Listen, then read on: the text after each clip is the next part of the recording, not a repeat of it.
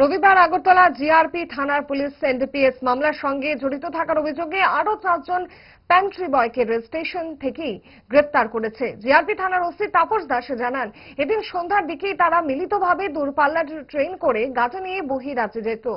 সোমবার তাদের আদালতে প্রেরণ করে পুলিশ রিমান্ড চাওয়া হয়েছে। রিমান্ডে এলে তাদের জিজ্ঞাসাবাদ করা হবে। ধৃতরা হল বিকাশ কুমার, কিশোর কুমার রাউত, গৌতম কুমার এবং সুনীল কুমার। এদের সকলের বাড়ি বিহারের বিভিন্ন জেলায়। আমরা গতকালকে আরো 4 জনকে আমরা গ্রেফতার করেছি আমাদের আগরতলা রেল স্টেশন থেকে, যারা ওই 2 জন এবং তারা এই গ্রুপেই তারা এই গাঁজাগুলি মানে বিহারে নিয়ে যেতে চেয়েছিল। তো তারাও কালকে রানী কমলাবতী করে যাওয়ার প্ল্যান করেছিল, তাদেরকে জিজ্ঞাসাবাদে যা জানলাম।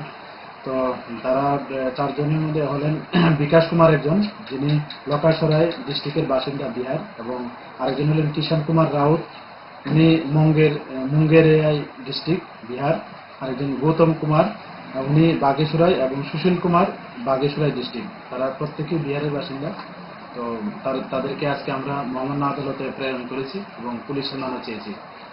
এবং তারা কোন জায়গায়, মানে তারা কিসের কাজ করতো?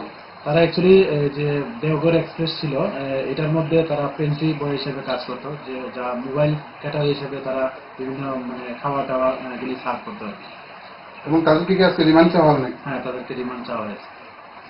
দোষ আপনার ফুড হ্যাবিটে নয়, ভেজালে। সেই মায়ের আমল থেকেই তারা 5 দশক ধরে গ্যাস, অম্বল ও পেটের সমস্যার একমাত্র সমাধান গ্যাস নল।